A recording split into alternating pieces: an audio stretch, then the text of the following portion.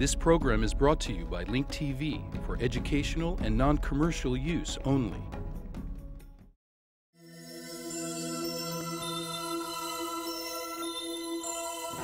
Mosaic, a daily news program from Link TV, presents a selection of news reports from independent and state-controlled broadcasters from throughout the Middle East.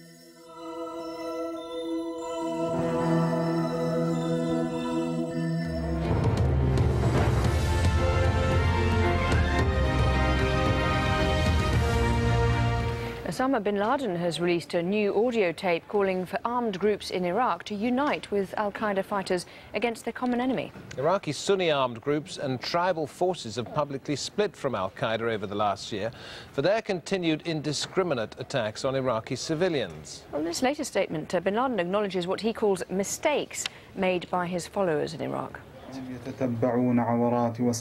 Having acknowledged that we have made mistakes, and as said, mistakes are being made, we can now only seek to rectify these mistakes. To the humble people of Iraq, I say, you people of great victories and heritage, you have fought this enemy furiously and defeated them. But what can I say? Some of you have fought the enemies, but some of you also have been late in uniting. I urge you all to unite and to work collectively in this battle against your enemy. Well, I spoke to Dia Rashwan from our studio in Cairo, an expert on political Islam and armed groups. He represents the Al-Akram Center for Political and Strategic Studies. And he says bin Laden's been critical of al-Qaeda in Iraq for several years now. I think that Osama bin Laden is not in this message, but he and his deputy Ayman al-Zawahiri started to criticize their branch in Iraq from the time of Abu Mus'ab al-Zarqawi, and they criticized them, for example, for the sectarian tendencies and the killing the other Muslims from Shia school. And now I think Osama bin Laden, meaning by such mistakes, the problems done between al-Qaeda branch and the other Islamic and nationalist Islamic groups of resistance in Iraq, and especially the problems done by Al-Qaeda's branch with the tribes and the families, big families of Sunnah in Iraq, which pushed many of them to fight Al-Qaeda. To Afghanistan, and just outside Kabul, members of one family are reported to have been killed in a NATO airstrike, according to Afghan officials. If confirmed, these deaths will be the latest in a series of attacks on civilians which are fueling resentment in Afghanistan. It all adds to the popularity of the Taliban in places such as the Helmand province in the south of the country, though NATO says it's making advances there, enabling it to set up reconstruction projects and give some degree of stability. As Hamish MacDonald found in the Sangin Valley, the reality on the ground is that security still remains a distant hope for most. Flying out of Camp Bastion for the Sangin Valley, we're expecting to see signs of change. There is no real oasis of calm across the vast, unforgiving plains of Helmand province. This is still very much a battleground, but we're told the dynamics are starting to shift. This is absolutely, definitely government terrain now. You can go 2-3 kilometres to the north, as we have done, 2-3 kilometres to the south, as we have done, and there is not Taliban entrenchments, there are not large numbers of fighters. Helmand province is one of the most violent parts of Afghanistan. These children live in a region which this year produced enough opium poppy to supply half of the world's heroin, and the Afghan government says the profits are helping to fund the Taliban's fight. The British forces in Sangin say that this is an area they are making progress, that the Taliban is being scattered and that a secure environment is being established. So we've decided to come on a foot patrol with the Royal Marines to test whether that really is the case. There is evidence to support that. Sangin was, we're told, virtually empty of residents 6 months ago. Now the annual crop is making its way to market. But just like the harvest, farmers here accept that security is anything but guaranteed. The foreigners haven't done anything for us. They haven't even built one bridge. The security isn't good enough for them to do that. The people of Sangin are not always happy to see the British soldiers. Indeed, no one we spoke to said they wanted foreign forces here. though that doesn't mean they desire the alternative. This man is among the many who are genuinely scared of the Taliban. He tells us that while the British troops are stronger, whenever they finish patrolling, Taliban fighters return.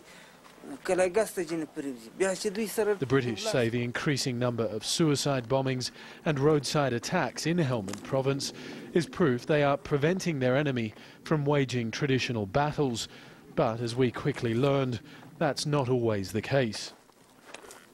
A couple of minutes ago, we're 30 metres from their position in a madrasa. This is a regular patrol for the Royal Marines, but they believe that they've spotted their enemy in the nearby areas. Now, at the moment, they're trying to secure the area and really make their presence felt. We listen to volleys of gunfire nearby and wait until it's safe. The soldiers return to base, but residents have nowhere else to go. It's a reminder of just how precarious life is here. Hamish MacDonald, Al Jazeera, Sangin, Afghanistan.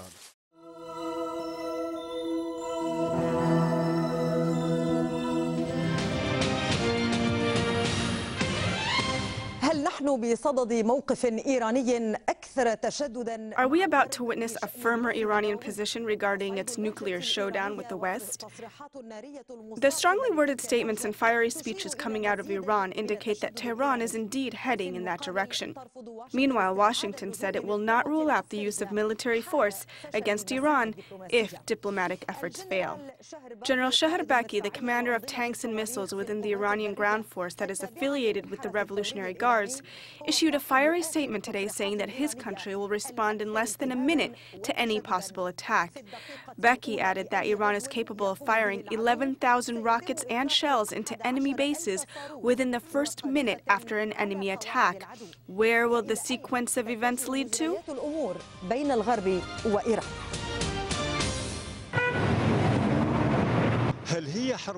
Was it a war of words or propaganda preceding a premeditated war? This is what some knowledgeable experts on the embattled relationship between Iran and the West are trying to figure out.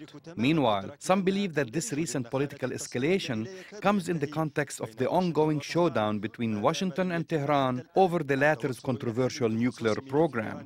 The latest comments issued by a senior military leader of Iran's Revolutionary Guard indicate that the war of words between Iran and the West has reached a new level of escalation. The commander of missiles of the Iranian Revolutionary Guard said that his forces are capable of firing 11,000 rockets into enemy bases within the first minute after an enemy attack. It seems that Iran wants to send a message to its American and Israeli enemies to tell them that Tehran is capable of countering any possible attack on its territories. In addition, Iran said it has identified all enemy bases and positions and is prepared to respond in less than a minute to any possible attack. This news was welcomed by both Iranian leaders and citizens, and it may also help boost Tehran's confidence towards attaining its nuclear ambitions. On the other hand, the US, which has deployed ground and naval forces along the borders of Iran, expressed concern over this latest Iranian announcement. More than 40,000 US troops are currently stationed in military bases in the Gulf. In addition, nearly 20,000 US troops are deployed in Mideast territorial waters. The US also has more than 160,000 troops deployed in Iraq and nearly 25,000 additional troops in Afghanistan, which is one of Iran's neighbors. Political escalation between Tehran and Washington was expected, especially considering the fact that they have engaged in diplomatic warfare with one another for decades. However, what was not expected is the sudden shakeup in the Iranian National Security Council. This news comes after the resignation of Ali Larijani and the appointment of Saeed Jalili, a close hawk of Ahmadinejad. The Iranian authority confirmed that the shakeup in the Security Cabinet will not have an effect on Iran's nuclear strategy. Tehran believes that its nuclear program is a national issue that serves the interests of all political blocs as well as the Iranian people. However, some observers believe that the security shakeup may lead to an escalation in the showdown between the West and Iran over the latter's nuclear ambitions. In a previous statement, Iran's President Ahmadinejad said that his country will not step back 1 inch from its legal right to possess nuclear technology. We are now joined by Salah Jaweda, a political analyst. Salah, what does it mean that Iran may take a more rigid approach in the negotiations with the West over its nuclear program, especially considering the recent shakeups in its national institutions, including the latest resignation of Ali Dajani, the head of its nuclear file, and the appointment of Jalili, a conservative and close ally of Ahmadinejad? يعني ذلك في تقديري هو التجاء كل الأطراف. In my opinion, it means that all the Iranian sides are leaning towards adopting a firm position. The appointment of Iran's Deputy Foreign Minister, Saeed Jalali, in place of Ali Dajani means that Ahmadinejad wants to deal with his country's nuclear program personally and directly. Jalali has no prior experience with the Iranian nuclear program. سيد جليلي لا توجد له خبرة معروفة في دوائر الخارجية بهذا الملف من قبل. The news coming from Iran confirmed that Ali Dajani resigned, but some believe that he was indeed dismissed from his position. His resignation or dismissal was demanded by Ahmadinejad and approved by Ali Khamenei, the supreme leader of Iran. With this, the so-called reformists in Iran will not take part in the upcoming rounds of nuclear negotiations. وبالتالي لا يكون هناك لما يسمى بالإصلاحيين في إيران أي يد مسؤولة في التفاوض القادم لإيران.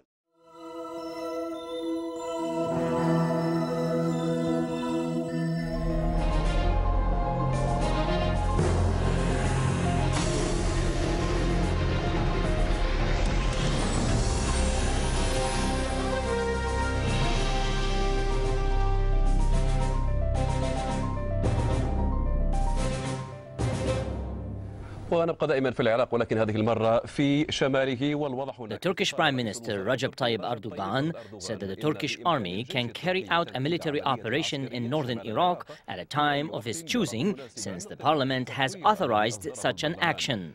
In a press conference, Erdogan added that any military operation will only target the Kurdistan Workers' Party. دون غيره. 17 Ekim 2007 On October 17, 2007, the Turkish parliament authorized the government to launch a military operation in northern Iraq. Allow me to clarify that such an operation will only target the Kurdistan Workers' Party. We have always stood by the Iraqi people who suffer from a difficult situation, and we will continue our support to the Iraqi people. We have no plans to harm Iraq's security or political unity. The British Prime Minister Gordon Brown condemned the operations that were carried out by the Kurdistan Workers' Party and said that Britain was working with the Turkish government in order to counter what he said the terrorist activities of the Kurdish Party. We are committed to working with the Turkish government. We are committed to working with the Turkish government in order to counter the terrorist activities and get rid of the difficulties the government is facing. We will continue working together in order to reach a diplomatic solution for the ongoing problems in Iraq. We believe that the Iraqi government must play a role that guarantees a solution to this problem. We will work hard to help the Turkish government at this difficult time. In Baghdad, the Iraqi Foreign Minister Hosher Zubairi and his Turkish counterpart Ali Babajan reiterated that dialogue is the most suitable way to resolve the problem that was caused by the clashes between the Turkish army and the Kurdistan Workers' Party. Ali Babajan said that Turkey is committed to maintaining the unity and security of Iraq. He also said that his country is facing what he called the threat of terrorism. Zubairi, however, said that several measures will be taken against the Kurdistan Workers' Party and that the military option will be their last resort. The visit of the Turkish Foreign Minister Ali Babajan to Ankara was declared as an attempt to try all possible diplomatic venues before carrying out a military operation. The statements that were made by both the Turkish and Iraqi foreign ministers show that they agree on using diplomatic means to resolve this problem. Iraq seems to be willing to do whatever is necessary to stop the armed Kurds from launching further attacks in areas along the Turkish-Iraqi borders. There are a number of measures that we will take. The military option should be the last resort. We must exhaust all possibilities before we consider that option. Turkey also agrees to give an opportunity for dialogue before using the military option. Turkey is a country which respects and Turkey is a country that respects and defends the unity and security of Iraq. We have many venues to fight terrorism, such as economic, educational, diplomatic and political dialogue, in addition to the military alternative. We hope that our neighbors will be in solidarity with Turkey and support Iraq's efforts in fighting terrorism. إذن غادر الوزير التركي إلى أنقرة على أن يستقبل فيها لاحقا وفدا عراقيا أمنيا. The Turkish foreign minister returned to Ankara, where he is supposed to meet at a later time with the Iraqi security and political team and listen to suggested ways to avoid military confrontations. Meanwhile, Turkey continues preparing for a military confrontation along the borders by massing 100,000 soldiers. The number of Turkish soldiers has significantly increased since the news reports about the killing of the Turkish soldiers. The Turkish military establishment had criticized the ruling Justice and Development Party on the issue of the Kurdistan Workers' Party before the elections.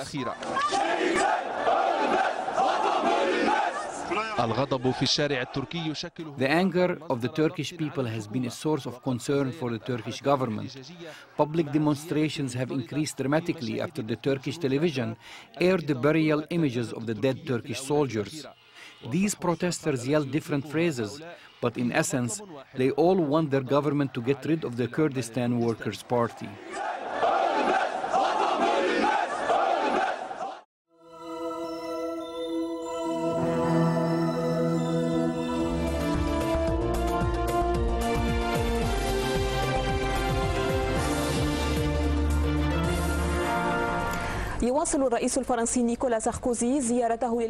The French President Nicolas Sarkozy continues his visit to Morocco, where he is anticipated to give a speech today before the parliament.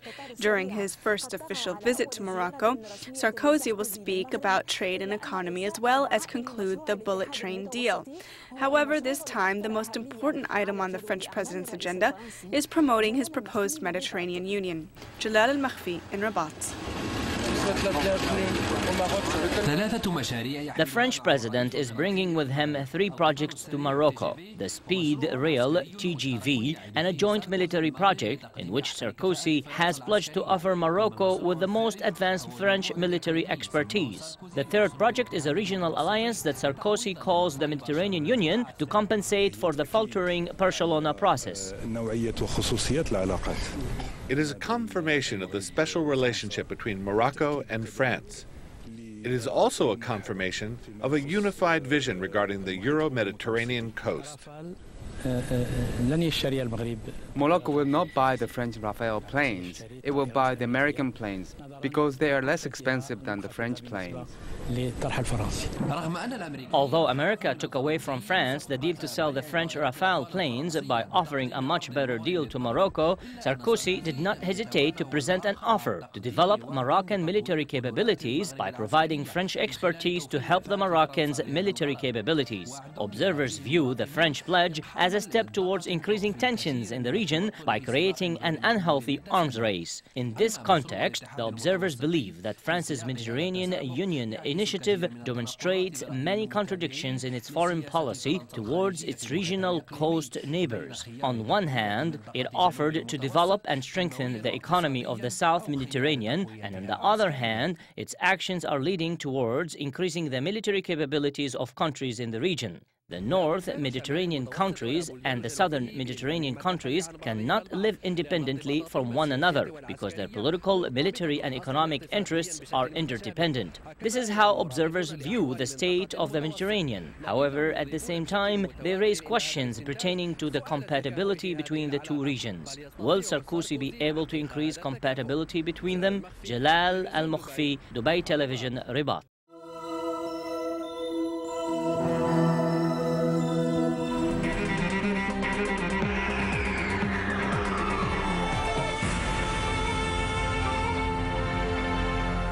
Amidst efforts to strengthen relations with its previous colony, Algeria, France presented Algeria details about the locations of where its forces planted millions of landmines nearly a half-century ago. Ahmed Herzala has the details.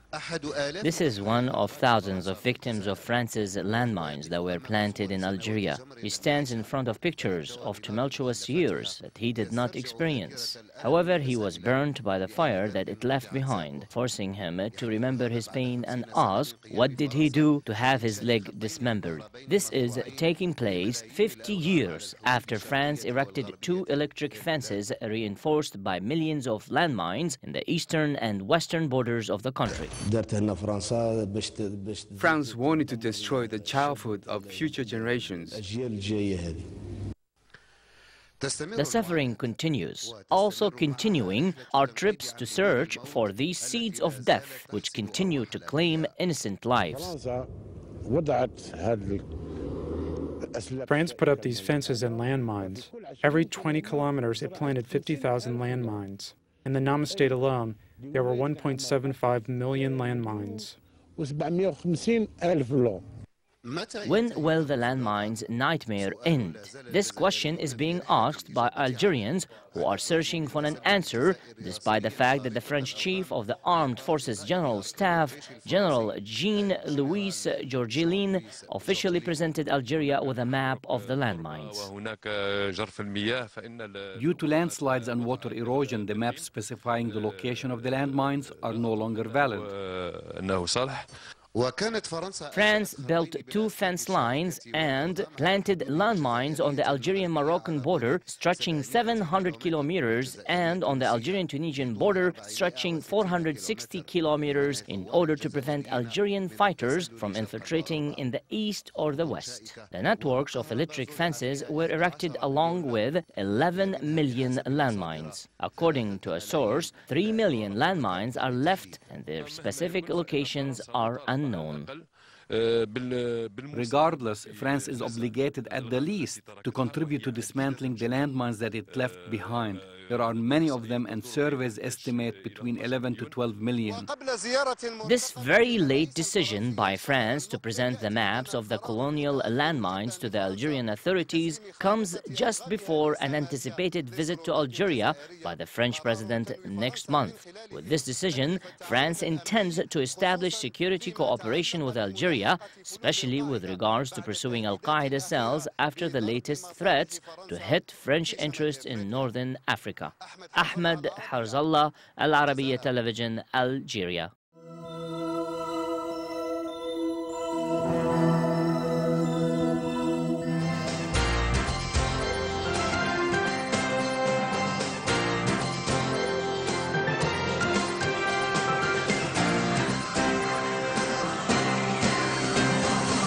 At this hour, a special ceremony is getting underway at the presidential residence in Jerusalem in commemoration of the 12th anniversary on the Hebrew calendar of the assassination of Prime Minister Yitzhak Rabin.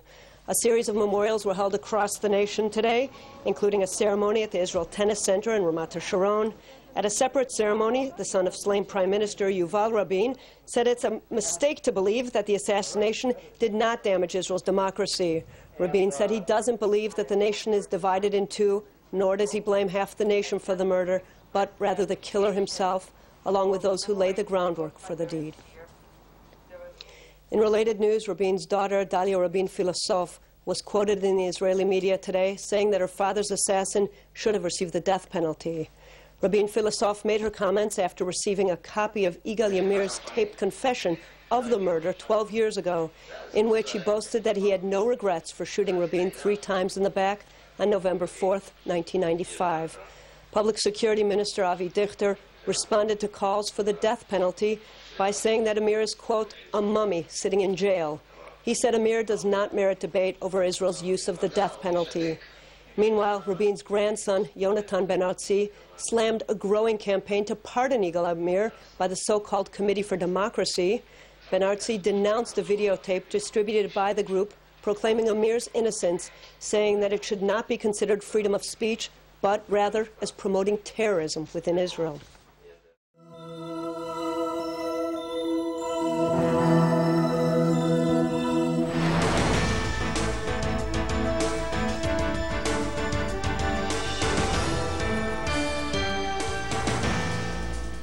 The Israeli entity has continued for months its siege on the Gaza Strip. This has resulted in a shortage of different types of supplies and materials needed to perform surgeries, thus stopping surgical rooms from operating. This has put the lives of many Palestinian patients in danger. A red light warns of a dangerous shortage of nitrous gas that is used as anesthesia during surgeries. With the shortage of this gas, operating rooms in Gaza Strip hospitals have stopped working, which is placing patients' lives at an extreme risk. This situation may lead to deaths if the crossing points continue to be closed and the Israeli entity insists on not allowing this gas to pass through. The lack of nitrous gas means that surgeries will need to be stopped. That means that all operating rooms in Gaza Strip hospitals will be closed. This will put hundreds of thousands of sick patients' lives at risk for death. At any moment, a sick or injured patient may need to have surgery. Where will these surgeries take place if there is no nitrous gas? Doctors are trying to rectify this situation, especially for emergency and critical surgeries. However, what they're using as a substitute for nitrous gas poses a danger to the lives of patients and has many more side effects. But they're forced to use it. Otherwise, the patient may lose his life. The substitute causes problems because the drug is given intravenously. When we stop administering it, we do it directly from the vein. We cannot adjust the settings. For this reason, there are many more side effects and the patient's recovery takes much longer. The patients are in a bad psychological state. They were hoping to heal after their surgeries, but now they're wondering whether they'll have surgery at all. This is all due to their deteriorating health conditions. I am very tired. I am suffering. I have been waiting a long time to have surgery. They say that there is no anesthesia. This is the last thing I imagined would happen. We are appealing to the entire world, to whoever hears and sees us. For God's sakes, let us have anesthesia. I am dying. The Israeli entity comes up with creative ways to target the Palestinians wherever they are. So a sick patient on a hospital bed has now become a target. Patients are being drawn closer to death due to the Israeli siege, which has prevented them from receiving medical treatment. Thus, Palestinian citizens' lives are at the mercy of the gates of Israel, which opens and closes at will. Israel Mahaisi from the Shifa Hospital, Gaza, Palestine. One nation, many voices. The stories of Muslims in America. At work, at play, having fun. What is life like for the millions of people in this country who practice Islam? And then finally I looked in my heart. Even today Muslims still say kind of in limbo. Now's your chance to share stories of Muslims in America in our One Nation, Many Voices online film contest. We're awarding $50,000 in cash prizes divided among 6 categories: comedy, drama, documentary, animation or music, a special category for filmmakers 18 and under, plus films under 60 seconds long. You don't have to be a Muslim to enter or to vote for your favorite films online. You just have to live in the United States. The deadline for entries is November 25th, 2007, so hurry. Check out details at linktv.org/onenation. One Nation, Many Voices. Muslims in America. Stories, not stereotypes.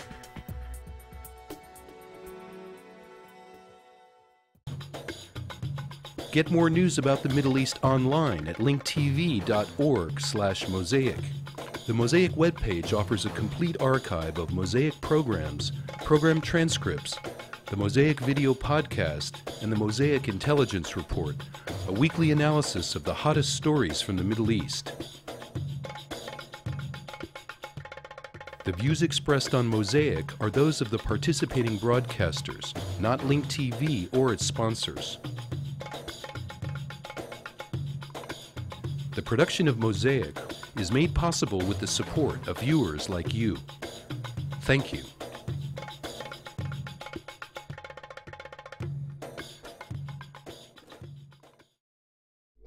This program was brought to you by Link TV for educational and non-commercial use only. Link TV is the only U.S. television network devoted to global and national news, with uncompromising documentaries and diverse cultural programs. Programs which connect you to the world.